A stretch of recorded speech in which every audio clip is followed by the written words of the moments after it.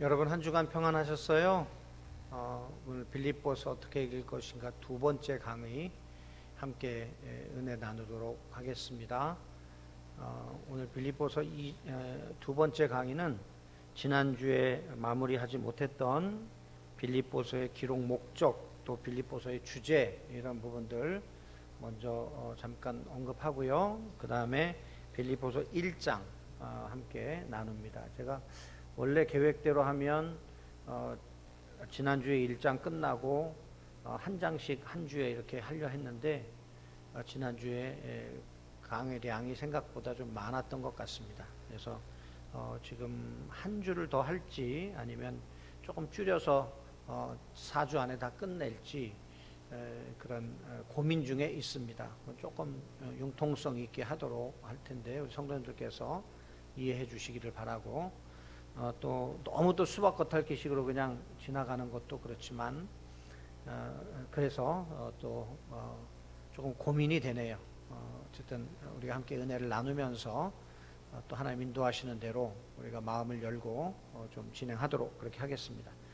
우리가 지난 시간에 빌립보서 1장의 서론 부분, 빌립보서는 누가 썼나, 또 빌립보라고 하는 지역의 역사적인 특징, 이게 중요한 이유가 사도 바울이 하늘 시민권이라는 단어를 사용하는 데 있어서 빌립보의 역사가 굉장히 중요하게 작용했기 때문에 빌립보 사람들은 퇴역 군인들로서 로마 시민권을 가진 것에 대한 굉장한 프라이드를 가지고 거기에 걸맞는 문화, 거기에 걸맞는 지식, 거기에 걸맞는 그런 치장, 자기들을 이렇게 치장하는 이런 모든 것까지도 아주 디테일하게 신경 썼다는 것이죠.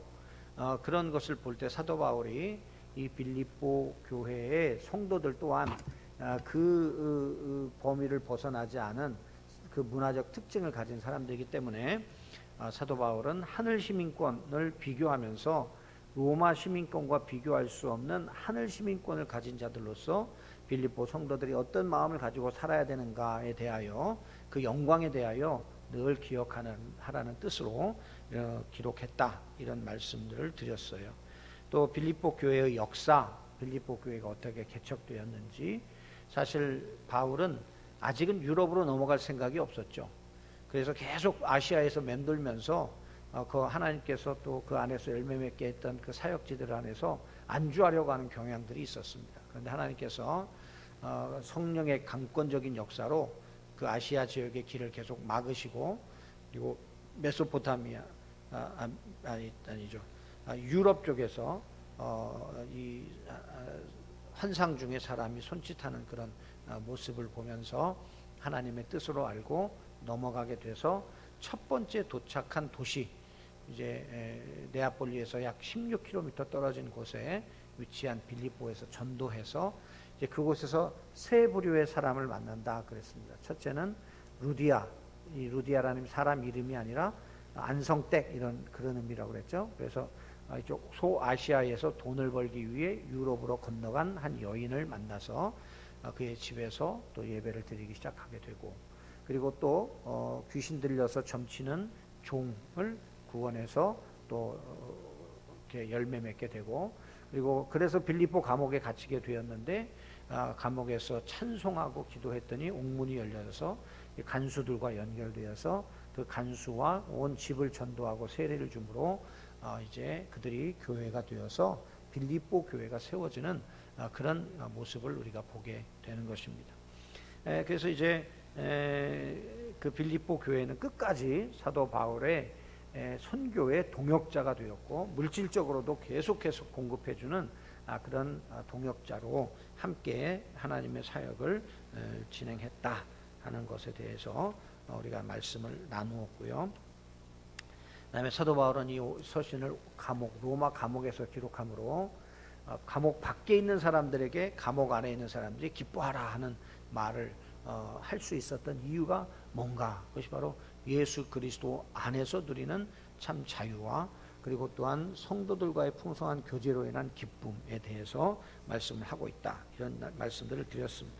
이제 지난주에 이제 기록 목적에 대하여 이제 오늘부터 이제 기록 목적에 대하여 우리가 함께 살펴보도록 하겠습니다. 자, 첫 번째로 빌립보 성도들을 향한 깊은 애정을 가지고 사도 바울은 오늘 본문을 기록하고 있습니다. 4장 1절에 보니까 이렇게 표현하고 있어요. 나의 사랑하고 사모하는 형제들, 나의 기쁨이요 면류가 아닌 사랑하는 자들아, 이렇게 표현하고 있죠. 우리 함께 봉독해 볼까요? 그러므로 나의 사랑하고 사모하는 형제들, 나의 기쁨이요 면류가 아닌 사랑하는 자들아, 이와 같이 주 안에 서라 하며 이 빌립보 교회 성도들을 향하여 사랑, 사모, 기쁨, 면류관, 사랑하는 이런 표현을 반복적으로 사용함으로 인해서 사도 바울이 빌립보 교회 성도들을 얼마만큼 애정을 가지고 사랑하고 있는지를 우리가 알 수 있는 것입니다.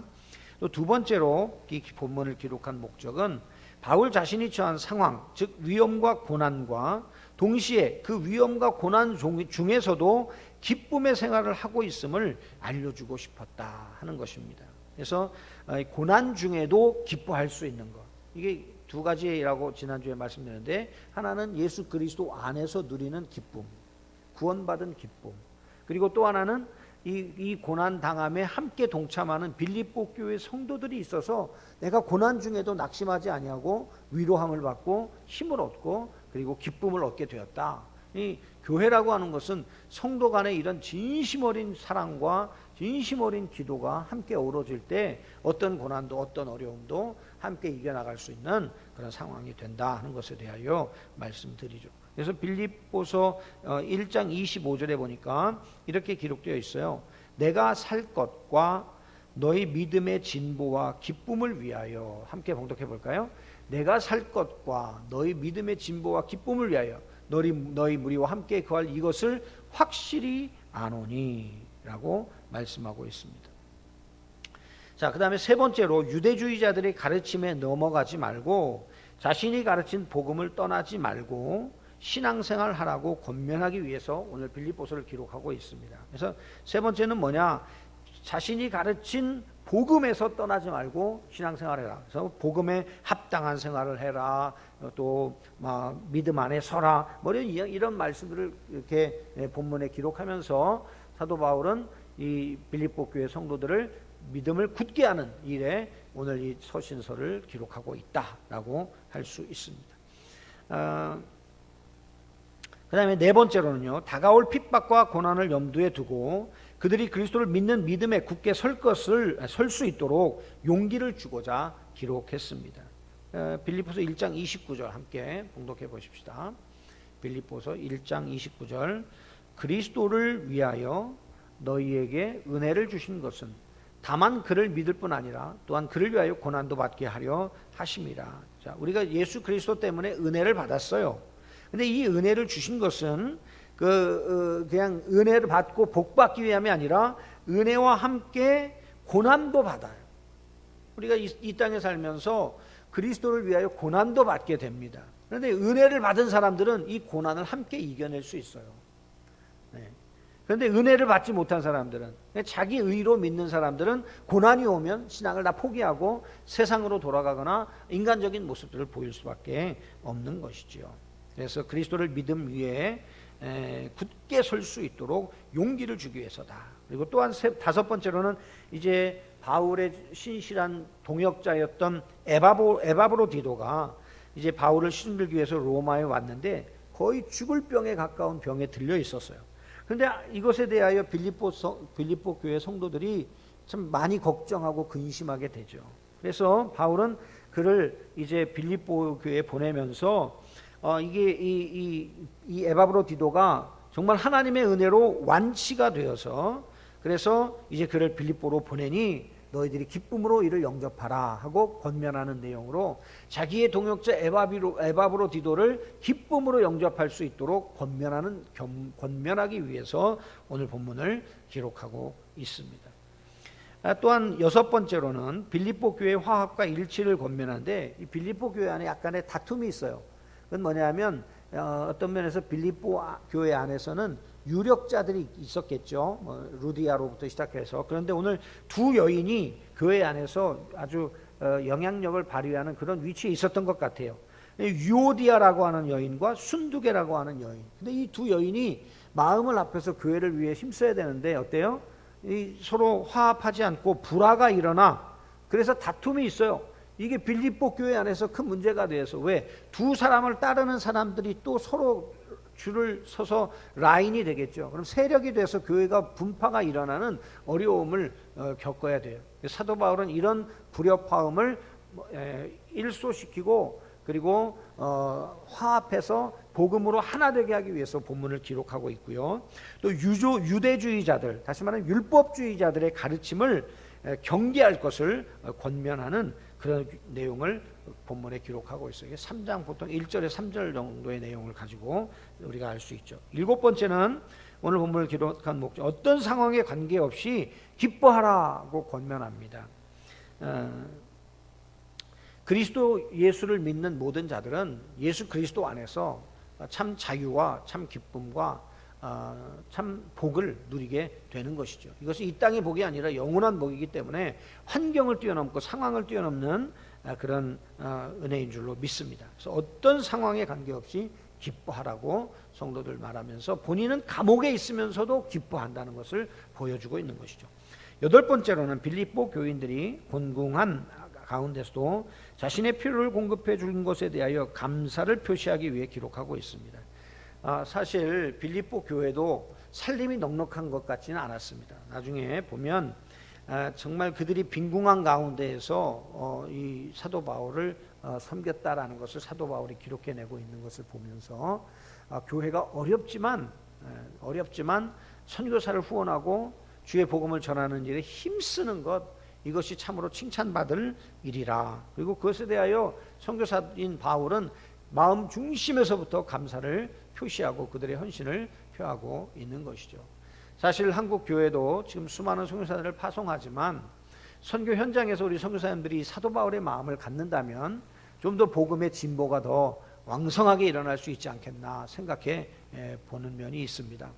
사실 우리 성도님들의 삶의 현장 속에서 뭐 그런 분들도 뭐 다 그렇다는 뜻은 아니지만 정말 시장에서 이렇게 좌판 펴놓고 채소 몇 개, 생선 몇 마리 놓고 파시던 옛날 어르신 권사님들, 그 비린내 나는 돈을 잘 넣어 두셨다가 그것을 또 뭐 수건으로 또 닦으셔서 주일날 그것을 선교 헌금으로 드린 그 예물들이 사실 선교사님들을 후원하는 그런 선교 헌금이 되지 않습니까?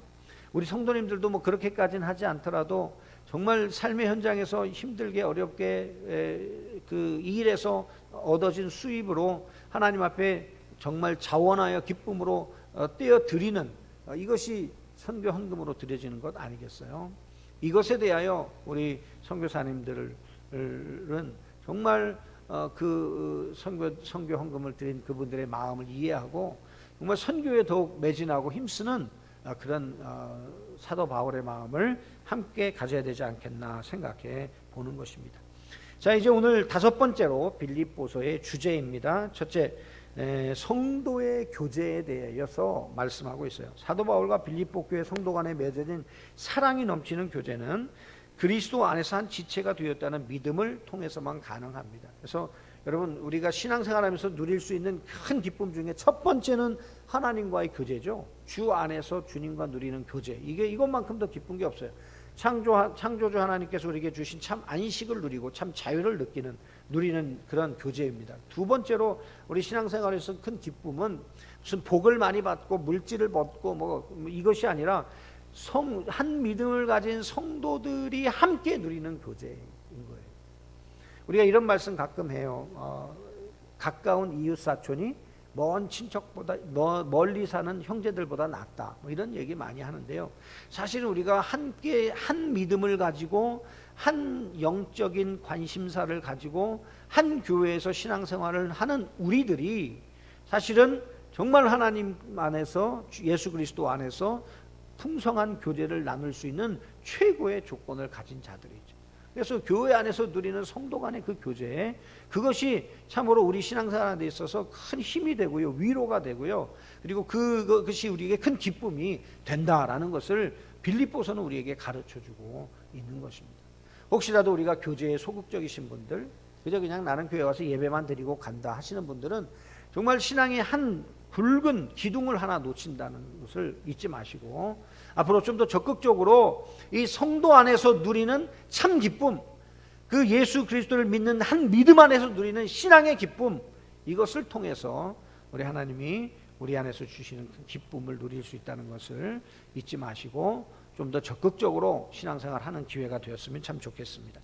두 번째로는 그리스도를 본받는 삶입니다.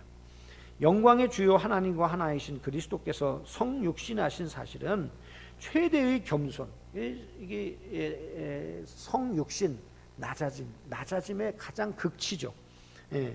그래서 예수님의 겸손하심, 종되심에 대하여 빌립보서 2장에서 말씀하고 있죠. 그러므로 그분을 믿고 따르는 사람은 당연히 그리스도의 마음을 품고 서로 섬기는 삶을 살아야 한다 하는 것입니다.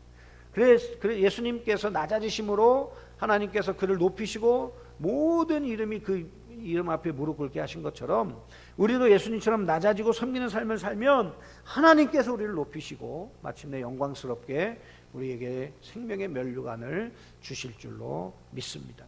이제 세 번째 주제는 오늘 본문의 기쁨이라는 단어가 16번 또 17번 뭐 이렇게 나오는데 고난 속에서도 그리스도 안에서 넘치는 기쁨을 간직한 바울이 박해 속에 있는 빌립보 교회를 위로하고 격려하고 그리고 또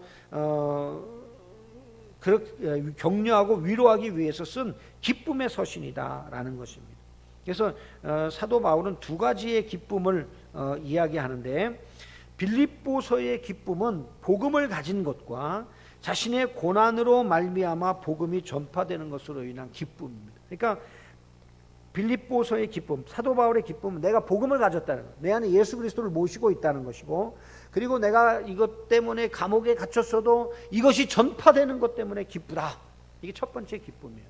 두 번째 기쁨은 주님 안에 있다는 사실로 인해서 기쁜 거예요. 그리고 또 세 번째는 뭐냐 하니까 성도들 간에 나누는 교제, 배려, 연합 등으로 말미암은 기쁨이에요. 무려 16번, 17번 사용된 기쁨이라는 단어 중에 13번이 성도와의 나누는 교제 가운데 등장하는 기쁨이라는 단어예요. 그러니까 사도 바울이 오늘 이 빌립보서에서 가장 중요하게 여기고 있는 것은 뭐예요? 주 안에서의 기쁨도 중요하고 그리고 그것이 전파되어지는 기쁨도 중요한데 동시에 성도와 한 믿음을 가진 성도들 간에 누리는 기쁨이 너무나도 소중한 것이다. 그러니 빌립보 교회 안에 있는 성도들이 신앙 안에서 잘 교제해서 아름다운 신앙의 공동체로 성장하는 것을 소원하는 그런 마음을 가지고 있는 것이죠. 그는 성도들의 기쁨을 위해 살아서 다시 빌립보로 돌아갈 수 있을 것을 확신하고 있고 그들의 믿음을 위해서 자신을 순교의 제물로 바칠 수 있다면 기뻐하고 기뻐하겠다라고 말할 정도로 사도 바울은 지금 성도 간의 교제를 소중하게 여기고 있습니다. 또한 바울은 성도들이 그를 생각하는 마음과 물질로 인하여 크게 기뻐하고 있습니다. 그래서 아까도 우리가 함께 봉독했지만 빌립보서 4장 1절에 보니까 그러므로 나의 사랑하고 사모하는 형제들 나의 기쁨이요 면류관인 사랑하는 자들아 이와 같이 주 안에 서라 하면서 자신이 성도들을 향하여 정말 영광스러운 표현, 최고의 표현, 나의 사랑, 사모하는 형제, 나의 기쁨, 면류관인 사랑하는 자들 이렇게 표현하고 있다는 것이죠. 성도들이 땅 위에서 누릴 수 있는 가장 큰 기쁨은 하나님을 사랑하는 성도들과 함께 교제하는 기쁨입니다. 목사에게서도 가장 큰 기쁨은요 성도들과 함께하는 기쁨이죠. 참 제가 코로나19로 인해서 이 예배가 온전해지지 못함으로 제일 견디기 힘든 게 뭐냐? 그것은 성도들 얼굴을 볼 수 없다는 거예요. 성도들 얼굴을 봐도 옛날처럼 가까이 다가가서 한참 수다를 떨고 같이 얘기하고 기도 제목 나눌 상황이 안 돼요. 그냥 뭔가 좀 빨리 끝내야 될 것 같아 이 만남을. 그런 상황들이 참 너무나도 안타까운 것이죠. 코로나19로 인해 예배가 온전히 회복되지 못하고 교회 모든 사역들이 정지된 상태에서 제일 힘든 게 뭐예요? 성도 간의 교제가 없어진다.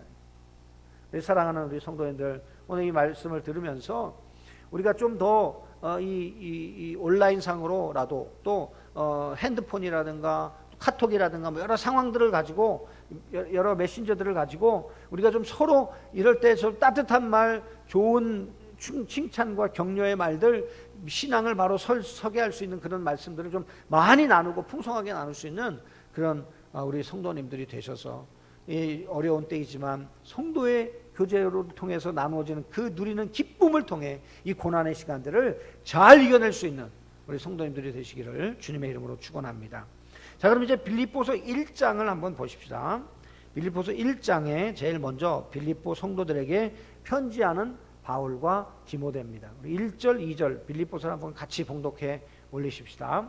네, 시작. 그리스도 예수의 종 바울과 디모데는 그리스도 예수 안에서 빌립보에 사는 모든 성도와 또한 감독들과 집자들에게 편지하노니 하나님 우리 아버지와 주 예수 그리스도로부터 은혜와 평강이 너에게 있을지어다. 여기 이제 우리가 지난 시간에 바울이 자신을 소개하면서 사도라는 표현을 사용하지 않았다는 것에 대해서 두 가지 이유를 말씀을 드렸죠. 첫째는 뭐냐, 자신이 사도임을 증명할 필요가 없는 이방인 교회라는 것이고, 또 하나는 이 빌립보 교회 성도들과 친밀해요. 그래서 자신이 뭐 사도의 권위를 가지고 말을 한다 할 필요가 없어요. 그냥 자신은 낮아지는 자로 예수님처럼 그냥 그렇게 여러분 하나님의 종으로 여러분들을 섬깁니다 하는 예수 그리스도의 종으로 묘사하면 그 성도들이 다 이 바울을 신뢰하고 그리고 바울에 대하여 확신을 갖고 있기 때문에 그럴 필요가 없었다는 것이죠. 자, 그래서 사도 바울은 참으로 빌립보 교회 성도들과 깊은 사랑으로 결속되어져 있습니다. 사실 빌립보성은요, 바울이 하나님의 소명에 순종하여 아시아 전도 계획을 내려놓고 유럽으로 건너가서 첫 번째 찾은 곳이죠. 여기서 우리는 바울이 빌립보 교회와 좋은 관계를 유지할 수 있었던 것이 순종의 첫 열매에 대한 하나님의 은총임을 깨닫게 됩니다.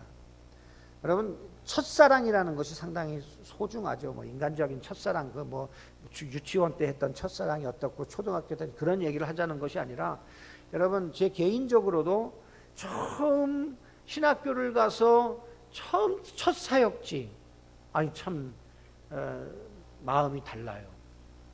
지금 이렇게 뒤돌아봐도 그때 제 사역의 열정을요 막 진짜 다 쏟아부은 그런 시기였던 것 같아요. 그 전도사 생활한 교회, 그 조그만 개척교회에 5년 3개월 동안의 그 시간은요 지금도 잊을 수 없고요.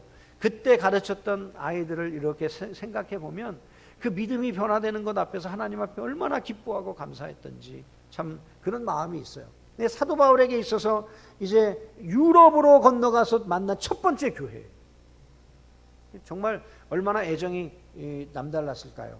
사실 바울은 아시아에서 건너가기 싫었거든요. 하나님께서 성령으로 막으시고 또 미셔서 가서 세우신 교회예요.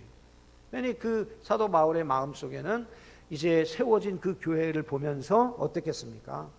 참 하나님께서 나를 강권적으로 이곳에 보내신 이유가 있었겠구나 하고, 어떤 면에서는 등 떠밀려 가서 세운 교회인데, 그런데 사도 바울에게 있어서는 가장 영광스럽고 가장 위로가 되고 가장 기쁨이 되는 그런 교회로 하나님께서 세워주셨다 하는 것입니다.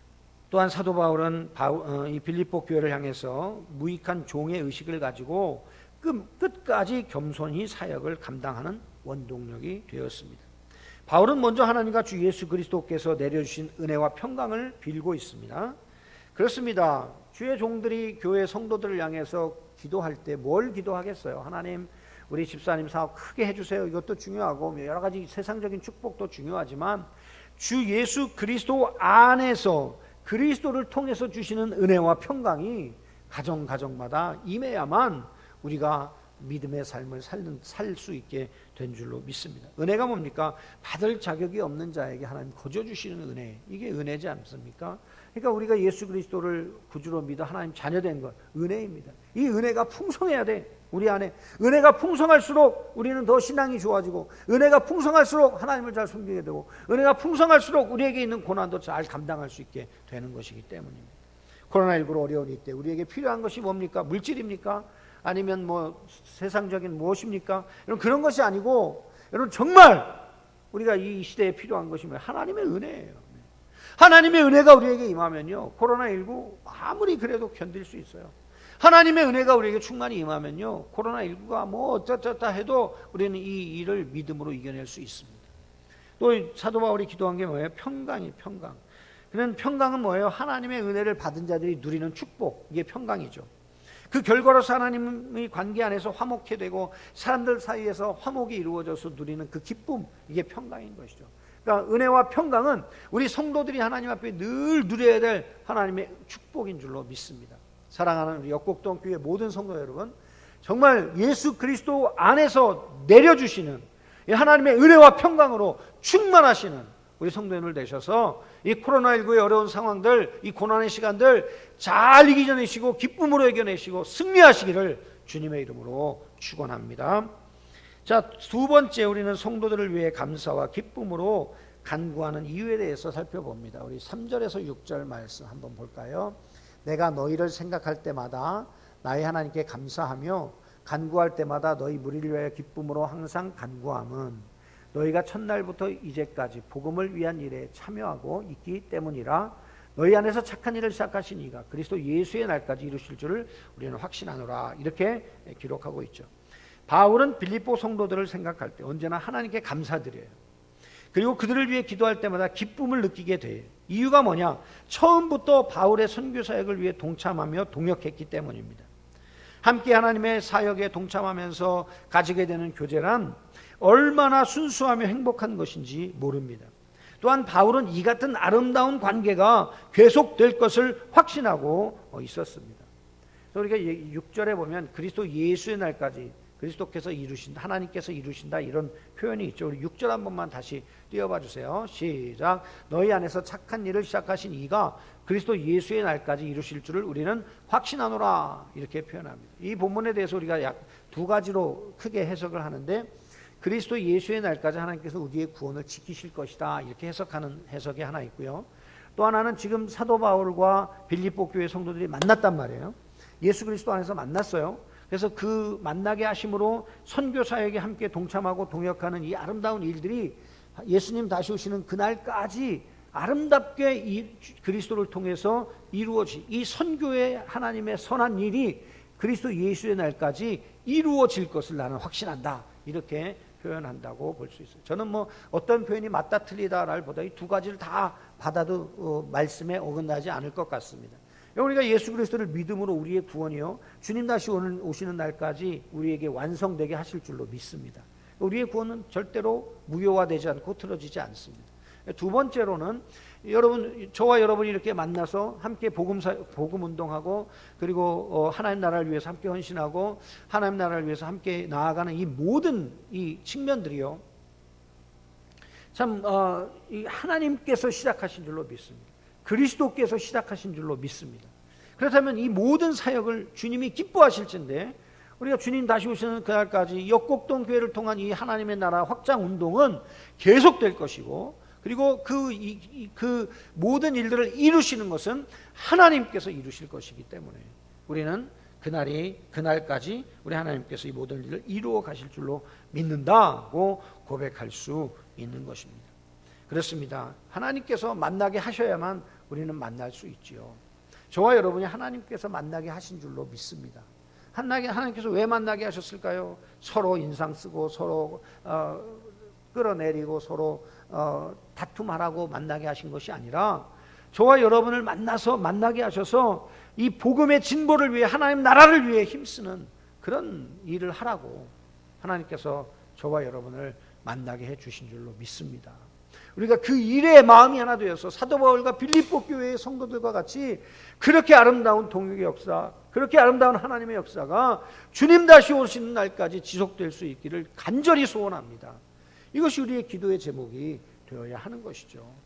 우리가 교회 안에서 여러 가지 문제가 있을 수 있고 다른 사람들이 만나서 의견 차이가 있을 수 있지만 한 가지 질문에 집중하면 됩니다. 하나님이 기뻐하시는가?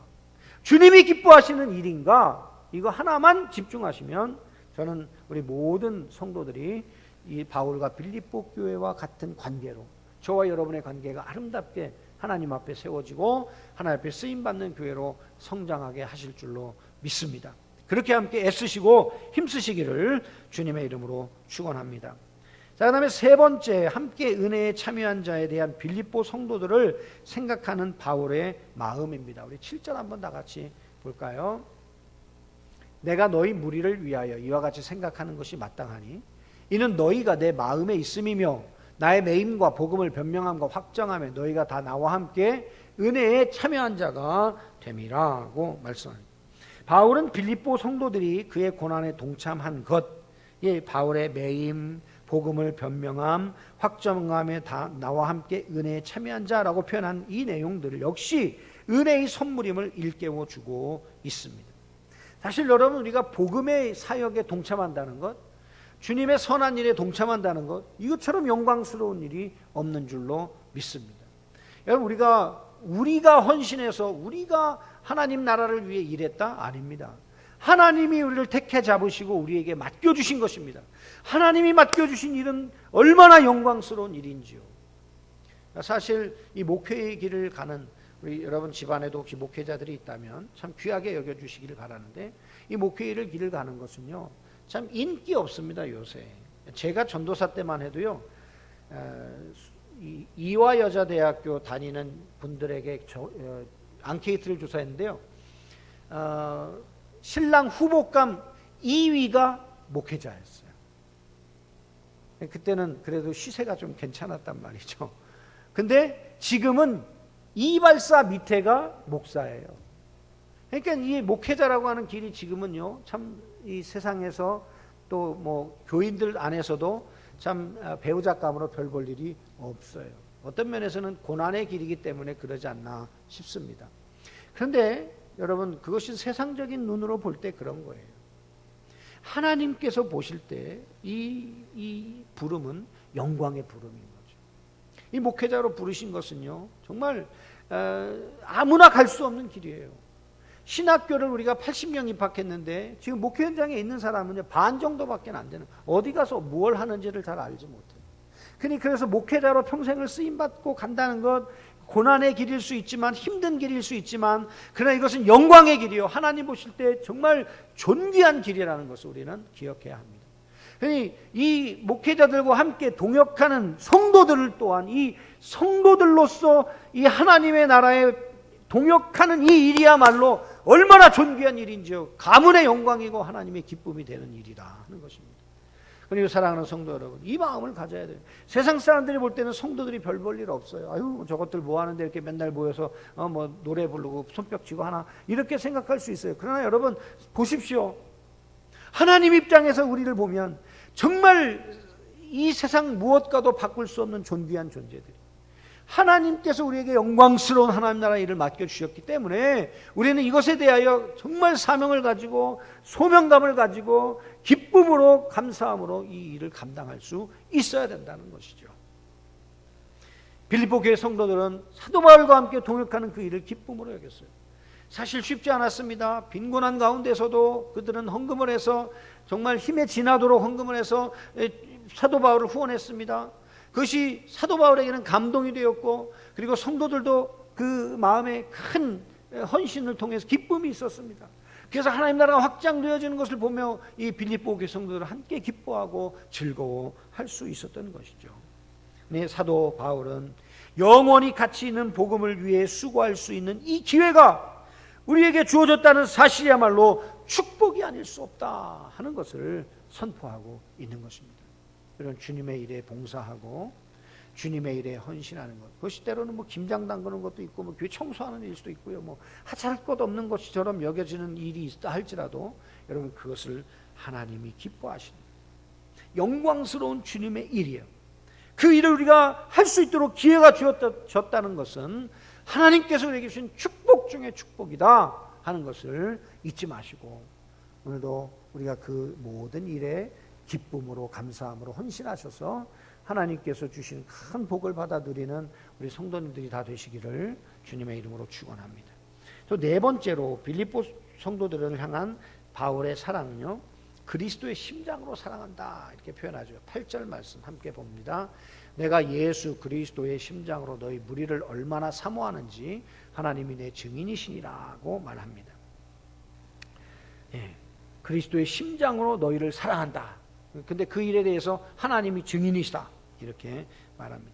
바울은 예수 그리스도의 뜨거운 심장으로 빌립보 성도들을 사랑합니다. 여러분, 그리스도의 심장이 뭘까요? 정말 자기 전체를 다 내어주는 심장, 마음이겠죠. 자신의 생명까지 아끼지 않는 마음, 이게 그리스도의 심장이죠. 두 번째, 그리스도의 심장은요, 변함이 없는 마음이죠.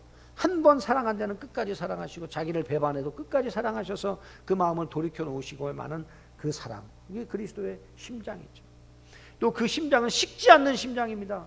불같은 심장입니다. 복음에 대하여 불붙은 심장입니다. 그래서 용광로 같이 끌어올라서, 그래서 한 번 구원하기로 작정한 영혼은 끝까지 구원하시고야 마는 복음의 심장입니다. 사도 바울이 그런 심장으로 이 빌립보 교회 성도들을 사랑한다라고 말씀하는 것이죠. 자, 이제 다섯 번째로 이제 바울이 빌립보 교회 성도들을 위해서 기도하는 내용이 나옵니다. 9절에서 11절인데요. 한번 볼까요? 내가 기도하노니 너희 사랑을 지식과 모든 총명으로 점점 더 풍성하게 하사 너희로 지극히 선한 것을 분별하며 또 진실하여 허물 없이 그리스도의 날까지 이르고 예수 그리스도로 말미암아 의의 열매가 가득하여 하나님의 영광과 찬송이 되기를 원하노라. 이렇게 기도합니다. 먼저 바울은 빌립보 교회 성도들이 지식과 총명, 지혜로 말미암아 사랑이 점점 더 풍성하게 되기를 원합니다. 지식은 뭘 의미할까요? 하나님에 대하여 알아가는 지식이겠죠. 점점 더 그 지식이 풍성해져요. 말씀에 대하여 해박해지고요. 또 지혜는 이 지식이 현실과 대인 관계에서 구체적으로 적용되어 나타나는 거예요. 예를 들어서 너희가 하나님을 사랑하고 내 이웃을 내 몸같이 사랑하라는 이 지식이 더해졌다면 이것이 실제로 우리의 삶 속에서 어떻게 이것이 실천돼야 될까? 하나님을 향하여는 더 예배의 자리에 힘쓰고 더 예배를 신령과 진정으로 드리고 더 말씀을 사모하고 더 기도를 힘쓰는 모습으로 나타나야 되겠다. 이게 지혜라는 말이에요. 적용되어지는 거. 또 성도들을 사랑하라는, 이웃을 사랑하는 말은 성도들과 아낌없이 나누고 베풀고 그리고 그들을 정말 사랑하기 위해서 내가 오늘 김치를 담근 거 한 보세기 갖다 주고 내가 뭘 준비한 거 뭐 하나씩 나눠주고 뭐 이런 것들을 통해서 내가 성도의 사랑을 한번 실천해 봐야지 하는 이런 것들이 다 지혜라는 것이죠. 사랑은 지식과 지혜가 깊어지는 만큼 풍성해지는 것입니다. 한편 지식과 지혜에 있는 사랑은 분별력을 가지게 되지요. 왜냐하니까 무조건 그냥 무턱대고 사랑하는 게 아니에요. 그럼 이거는 정말 뭐랄까요, 좀 무대책인 사랑이죠. 우리가 내가 사랑해야 할 대상을 잘 알고 그 사랑하는 대상에 대하여 분별력을 갖게 되면 더 사랑하게 되고 더 우리가 집중할 수 있는 그런 마음이 생긴다는 것입니다. 그래야 별 차이가 없어 보이는 미묘한 것들 사이에서 우리는 최선의 것을 선택해요. 분별력을 갖게 돼요. 예를 들어서 내가 오늘 이 사람에게 뭘 해주는 것이 옳으냐 그르냐를 따졌을 때 이것이 지식과 지혜가 더해져서 분별력이 생기면 이것이 오늘 하는 게 아니고 내일 하는 게 더 좋겠다. 이 분별력이 생겨서 어떤 일을 결정하는데 더 효과적이고 하나님이 기뻐하시는 일로 결정할 수 있게 된다 이 말이죠. 그리고 또한 지식과 지혜가 있는 사랑은요, 그리스도께서 다시 오실 날까지 하나님과 사람들 앞에서 정결함을 유지하게 하고 의로운 행동이 열매를 가득 맺게 해서 하나님께 영광을 돌리게 합니다. 이게 무슨 말씀이에요? 우리가 하나님에 대해 바르게 알고 하나님을 바르게 사랑하게 되면 하나님이 내게 원하시는 게 뭔지 알게 되죠. 그게 뭐예요? 거룩한 삶인 거예요. 하나님을 더 깊이 사랑하기를 원하시는 거예요. 그럼 더 우리가 거기에 반응하게 된다는 것이죠. 예수님 다시 오실 때까지 정결함을 유지하고요, 의로운 행동들을 많이 하게 돼요. 그래서 그 삶 자체가 나중에 하나님께 영광이 되는 삶이 되게 하신다라고 말씀하는 것입니다. 사랑하는 성도 여러분, 우리는 더 하나님에 대하여 바르게 알아가야 됩니다. 하나님이 우리를 어떻게 사랑하셨는지, 우리를 사랑하게 하신 일이 무엇인지 더 깊이 알아감으로 우리가 이제는 그 사랑 안에서 지혜를 얻어 하나님을 더 우리가 어떻게 사랑할 것인가를 고민하고 그리고 그것을 실천에 옮겨야 합니다. 우리의 모든 삶 속에서 거룩함을 유지하고 정결함을 유지하면서 주님 오신 날까지 이 선한 일에 힘쓰므로 우리가 하나님 앞에 섰을 때 정말 하나님께 칭찬 듣는 저와 여러분이 되기를 주님의 이름으로 축복합니다. 저도 이 일을 위해 여러분들을 위해 기도할 것입니다. 여러분도 저를 위해서도 그렇게 중보하며 기도해 주시기를 주님의 이름으로 부탁을 드립니다. 자, 여섯 번째, 오직 복음이 전파되기 위해서는 매임도 좋다 했습니다. 이게 12절에서부터 18절 말씀인데요. 함께 봉독합시다. 형제들아, 내가 당한 일이 도리어 복음 전파의 진전이 되는 줄을 너희가 알기를 원하노라. 이러므로 나의 매임이 그리스도 안에서 모든 시대안과 그 밖의 모든 사람에게 나타났으니 형제 중 다수가 나의 매임으로 말미암아 주 안에서 신뢰함으로 겁없이 하나님의 말씀을 더욱 담대히 전하게 되었느니라. 어떤 이들은 투기와 분쟁으로, 어떤 이들은 착한 뜻으로 그리스도를 전파하나니 이들은 내 복음을 변증하기 위하여 세우심을 받은 줄 알고 사랑으로 하나 그들은 나의 매임에 괴로움을 더하게 할 줄로 생각하여 순수하지 못하게 다툼으로 그리스도를 전파하느니라. 그러면 무엇이냐? 거칠애로 하나 참으로 하나 무슨 방도라든지 전파되는 것은 그리스도니 이로써 나는 기뻐하고 또한 기뻐한다. 이렇게 표현하죠.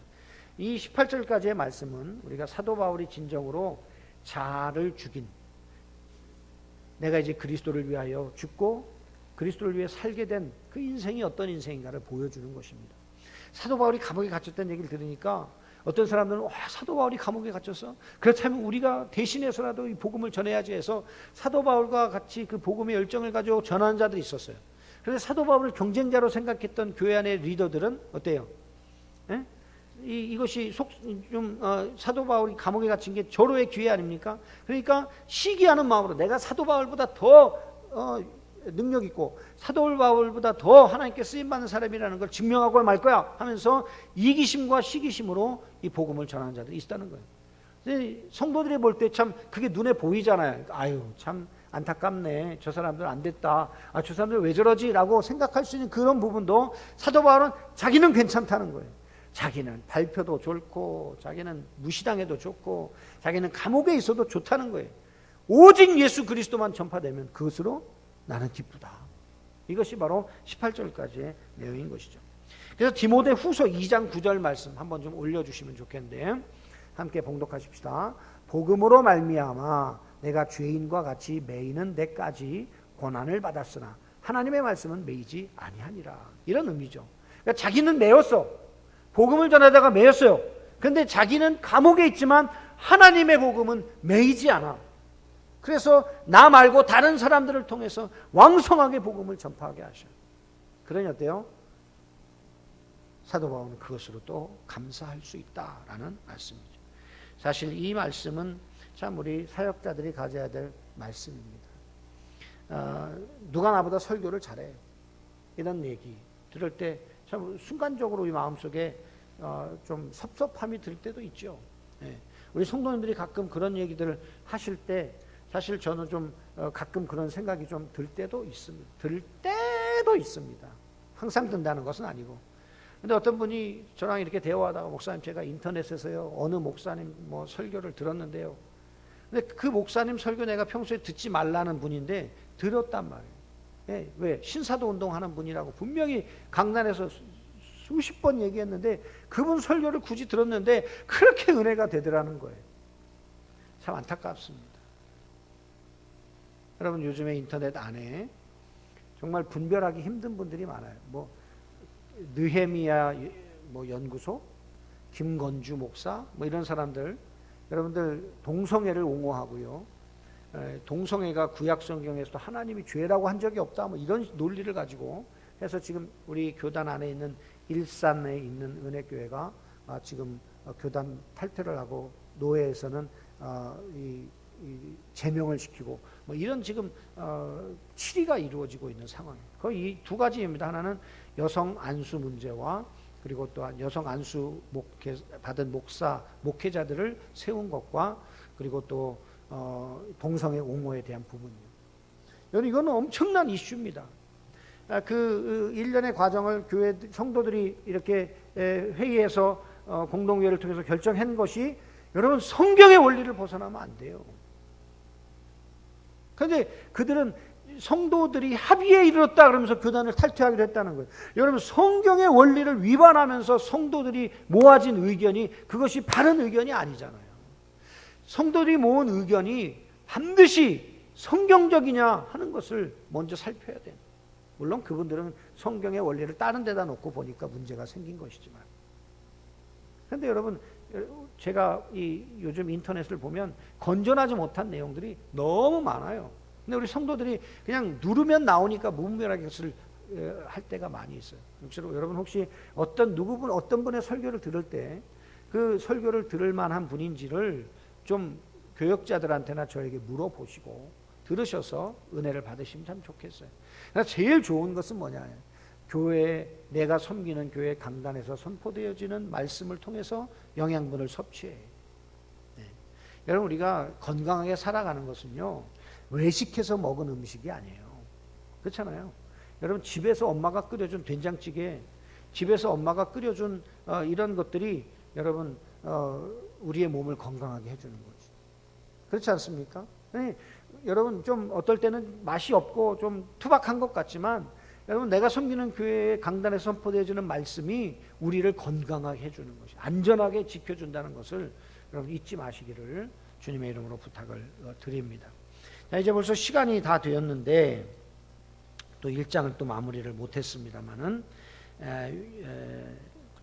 7번 바울의 삶의 목표는 오직 그리스도를 존귀하게 하는 것으로 사는 것과 죽는 것도 다 그리스도를 위해 유익하다. 이 부분부터는 또 다음 시간에 다시 한번 정리를 하고 진행하도록 그렇게 하겠습니다. 이제 오늘 말씀을 정리하겠습니다. 사랑하는 성도 여러분,